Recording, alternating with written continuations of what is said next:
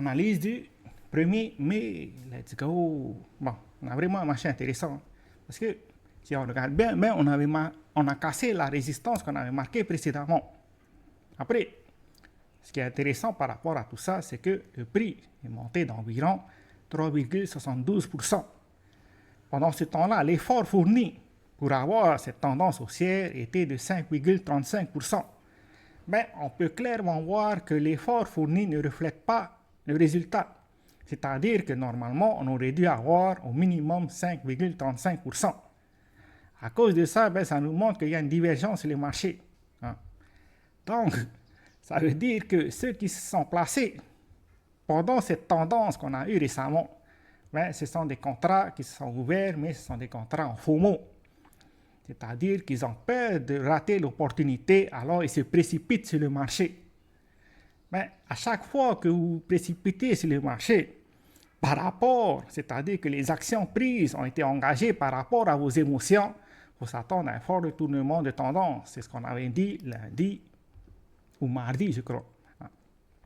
Donc, on avait dit précédemment que si jamais on a un FOMO, il faut s'attendre à un fort retournement de tendance. C'est pour punir ceux qui sont entrés précipitamment, qui se sont précipités sur le marché avant de reprendre un scénario C. Ça, c'est un des chemins probables. Maintenant, ce qu'il faut savoir, c'est qu'un marché irrationnel, ce n'est pas forcément la fin d'une tendance. Donc, on peut continuer cette tendance, c'est-à-dire aller au niveau des 102 000 et plus haut, avant de retracer le mouvement. Et de finalement reprendre un scénario haussier. Ça, c'est un des scénarios probables. Bon, le scénario le moins probable, c'est qu'on casse sous ce niveau-là et que finalement, on aille combler les gaps qu'on n'avait pas comblés précédemment. Donc, pour le moment, c'est les chemins probables par rapport à Bitcoin.